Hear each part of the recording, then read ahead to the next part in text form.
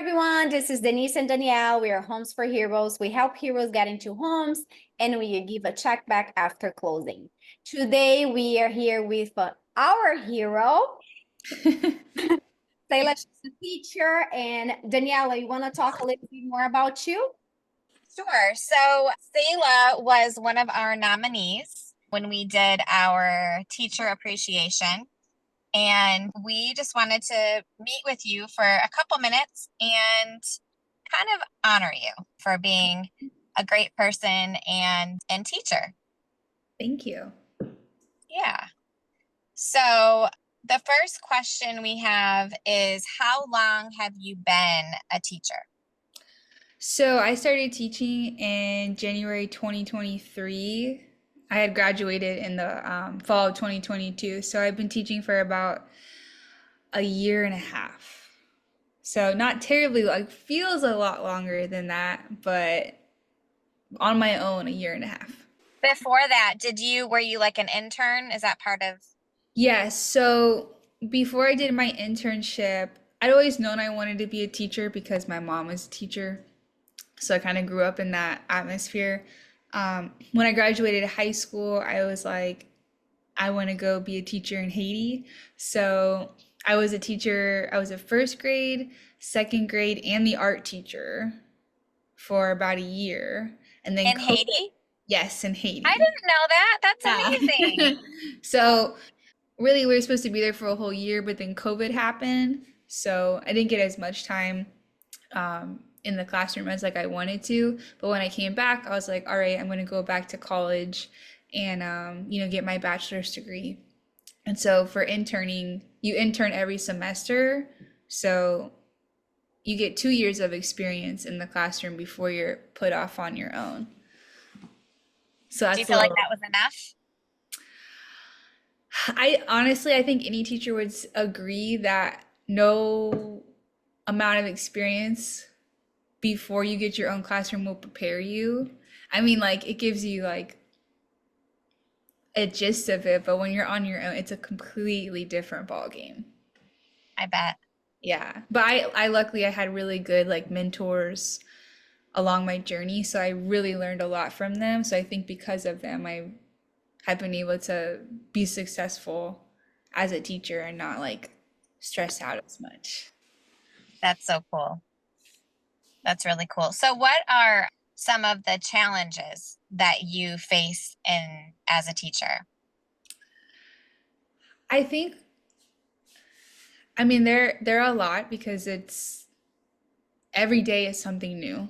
You never go into work. You have an idea of, how the day's gonna go, but never it's always different. But I think the hardest thing about the biggest challenge, especially as a new teacher, is just, and every teacher would say the same, is you have a huge to-do list every single day. And there's always something to do, and getting everything done. Your to-do list is separate from like teaching kids too. So like you're teaching, then you have your to-do list, and it's just a lot of managing. You really have to be good at managing your time. Also, like trying to get it done from the windows of 8:40 to 3:55. A lot of teachers, come in early and stay in late just to get, that list done. So really just the most challenging part is time management. But since I through like my mentors and stuff that I had, I made it a priority that when I first started teaching, I was like, okay, I'll only stay later like one day a week. I'm gonna focus on 2 or 3 things a day.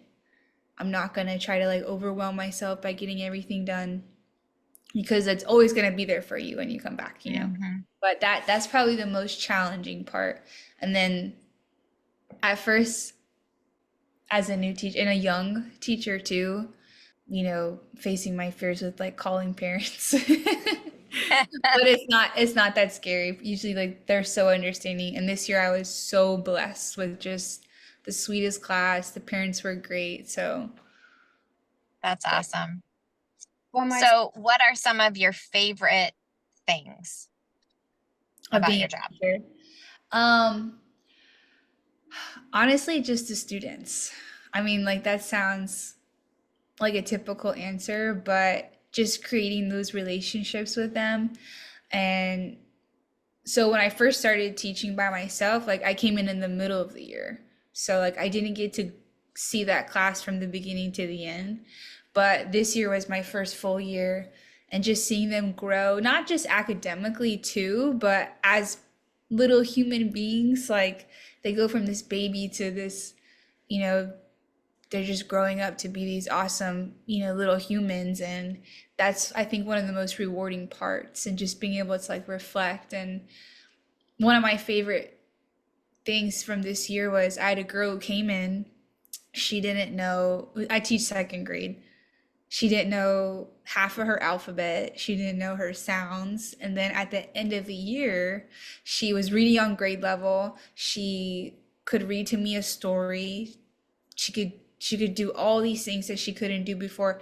And her parents would always be like, "Oh, like thank you so much, Miss Gargan. Like, you really helped her." I'm like, it's not me, it's her, like it's just so cool to see them grow, not only academically, but also as people. And that's my biggest thing. Like, my goal is to teach them academically, but I also want to teach them how to be a good person and just watch them grow. Like, that's my favorite part. And also just creating memories and laughing and just making learning fun.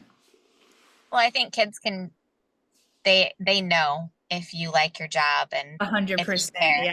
yeah. 100%. Yeah, they know. And I think helping them, with this young girl is it gives her a sense of confidence. 100%, yeah. Yeah. He would be like, Miss Gargan, I'm gonna dress just like you tomorrow because I'm Oh, a teacher. It's so cute. I that's love it. so cute. Such a rewarding job. Because I she love it.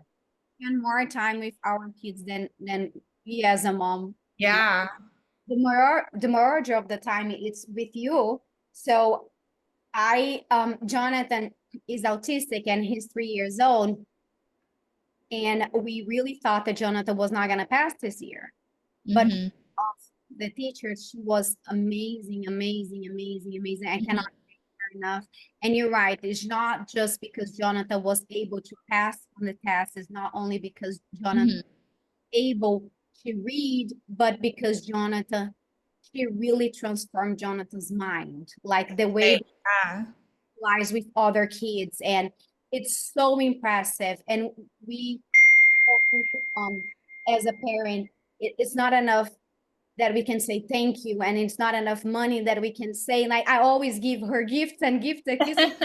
Oh, please, and Yeah. you don't have to. You don't have to. Yeah.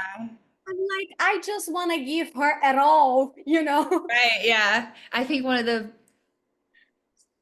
such a rewarding thing is like hearing that from like the parents too, and because sometimes as teachers we feel like, "Oh, we don't do enough, or there's so much more we can do," and like we don't just leave work and not think about the kids. We're like constantly thinking about, "Oh, like how can I help this kid?" Like from the moment we go to bed to the moment we wake up. Even in the summertime, I probably like I'm still thinking about them. Like, oh, like I hope they're like doing well. And but hearing words like that from parents is one of the best things too.